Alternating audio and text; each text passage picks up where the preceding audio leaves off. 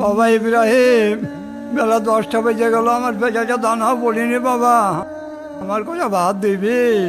আব্বা, যে ভাত রান্না করেছে তা আমার আর আমার ছেলেরই হয় না, তোমার আমি কন্তে ভাত দেব? আমি কি এখন না খেয়ে থাকবো? আল্লাহ আমার মরণও করে না। আব্বা আমি আর খাবো না, না মধু খাও। আমার পেট ভরে গিয়ে। তুই যেমন ছিলেন এরকম করছি রে বাবা, অন্যও তো আমি এরকম করি রে বাবা। না ও এইটুক খেয়ে পেট ভরলে হয়? তোমার বড় হতে হবে না? এরকম করিনি, আমি না খাও তো তোর খাওয়াইছি রে বাবা, তোর সব কথা বুঝে গেলি রে বাবা। ভাত নাই দিলি, আমার যা জাম্পার কিনে দে না রে বাবা। মানুষের মধ্যে বস্তা খাইতে গেলি কালে টিটকারি করে রে বাবা। তা তোমার টিটকারি করে তা আমি কি করব? আমার যা জাম্পার কিনে দে না রে বাবা। তোমার খাতিও দেব, পত্তিও দেব, আবার দেরি দেরি কথা শোনাবা। তোমার ছেলে আমি একা, তুমি আমার জ্বালাইও না তো। যাও তুমি আমার সামনেতে যাও। বাবা ছেলে কিন্তু তোর আল্লাহ দিয়েছে এক কান, কেউ না দেখো কাল একজন দেখছে বাবা। ছেলে যেন ওনার আমি একা, যত সব দায় আমি ঠেকেছি। বাবা উমর, সারাদিন না খেয়ে রয়েছে, তোর বড় ভাইয়ের কাছে দিল ভাত সালাম, কালে বকা ঝাঁকা করলো, আমার ভাত দিল না। দেখো আব্বা, ওই বড় ভাইয়ের ধারণার ভিতরে আমার টানবা না।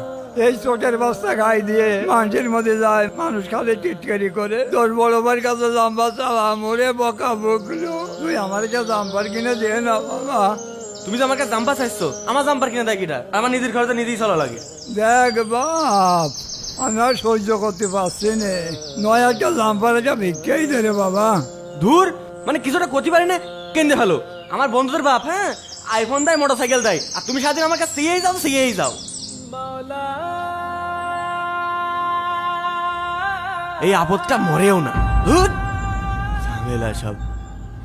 এই গ্রামের প্রাকৃতিক সৌন্দর্য নিয়ে একটা প্রতিবেদন করতে হবে। এ কি, ওইখানে একটা কে যেন শুয়ে আছে মনে হচ্ছে, যাই তো।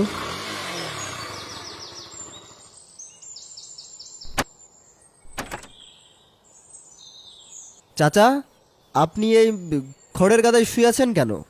কি করবো রে বাবা, আমার তিনটে ছেলে কেউ আমার দেখে না রে বাবা। আরে কাকা, আমি একজন সাংবাদিক, আমি এখন আপনার একটা নিউজ করে দেবো, বুঝলেন? তারপরে এই দেশবাসী দেখার পরে আপনার একটা ভালো ব্যবস্থা হবে ইনশাল্লাহ।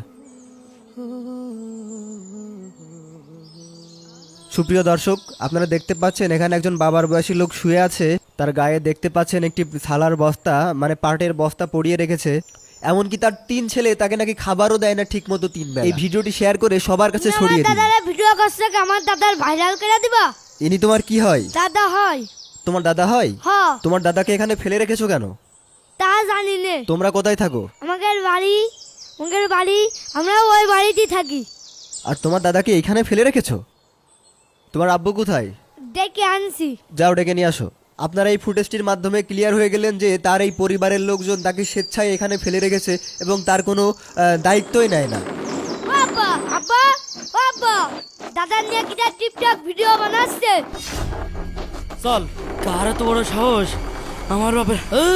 তোর কাজের সময় চল। তো এই বৃদ্ধ লোকটির জন্য সবাই একটু সহযোগিতার হাত আব্বা বাড়িয়ে দিন। ওই যে। এই ভাই, এই কি করছেন আপনি? কি করছি মানে? এই বৃদ্ধ লোক আপনার কি হয়? এই ভিডিও করছেন কি জন্য? বলেন, এই লোক আপনার কি হয়? আরে এই লোক আমার বাবা ভাই। এই লোক আপনার বাবা হয়? তাহলে এখানে ফেলে রেখেছেন কেন? আরে ভিডিও করছেন কি বুঝলাম জন্য? না, আপনি এমন করছেন আরে কেন? ভিডিও করছেন কি আপনি জন্য? ক্যামেরা দাদা, নিতে তুমি আসছেন রাখি কেন? রাখি। এই দাদা, ভাই, দাদা। আপনি এমন করছেন আরে কেন? দাদা, সব কিন্তু দাদা, রেকর্ড দাদা, হচ্ছে। দাদা, আপনি আমার দাদার আপনি আমার কাছে বাধা দেবেন না, সরেন। সরেন। আপনি এমন আমার করছেন দাদার কেন? ভিডিও আমি করছেন, একজন ভিডিও সাংবাদিক। করছেন, দেখেন, দেখেন। আমি একজন সর, সাংবাদিক, আপনি সর, আমার সঙ্গে এমন বাবা, ব্যবহার ভিডিও করতে পারেন না। সর। আপনি এমন ব্যবহার করতে পারেন না। দূর মিয়া। দেখেন, আরে পিচ্চি সরো তো। তুই কার কি কাছে ভাই, ভিডিও সমস্যা কি? করছিস? আমার ফোনে সব রেকর্ড কার হচ্ছে। কাছে ভিডিও আমার করছিস? ফোনে সব রেকর্ড দাদা, হচ্ছে। টিকটক ভিডিও করছে। সর এখান থেকে, আমার বাবার ভিডিও করছিস। মিডিয়ায় ছেড়েই দেবো। তোর এত বড় সাহস, তুই আমার বাড়ির বাড়ি এসে আমার আব্বার ভিডিও করছিস? টিকটক দেখেন, বানাচ্ছে। সর। আপনাদের ব্যবস্থা দাদু, আমি হ্যাঁ। করছি। দূর হ্যাঁ, হয়ে গেছে, দূর, হ্যাঁ। যা আন্দাজ যা আপনাদের ব্যবস্থা আমি করছি। আমার কাছে সব রেকর্ড আছে। যা অনলাইনে ছাড় যা। আরে যা করবি তাই করগা, যত সব। শোনো আব্বা, তোমার ওই সাংবাদিকদের নিউজ করে কোনো লাভ হবে না নে। আর তুমি যদি আমার সে কথা কয়ে দাও, তোমার একদম 2 হাত দিয়ে গলা টিপে তোমার মেরে ফেলবা নেন, বুঝতে পেরেছো? যে আমার গলা চুপে মেরেই ফেল, নাই একটু করে বিষ এনে তো আমি খাইয়ে মরি, আমি আর ইয়ে সহ্য করতে পারছি না রে বাবা। মন্দির বুড়ো হারামি।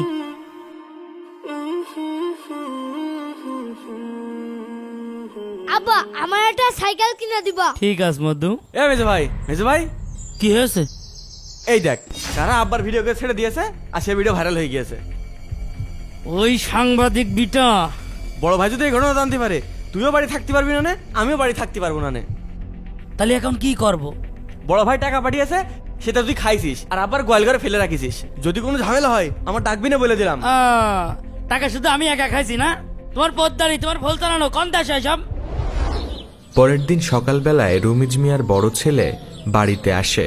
আব্বা, ও আব্বা, আব্বু দাদু কোথায়? তোমার দাদুকে তো আমিও দেখছি না। হে আমি কি দেখছি? এ তো আমার বাবা। হ্যাঁ এখানে আব্বা, আব্বা।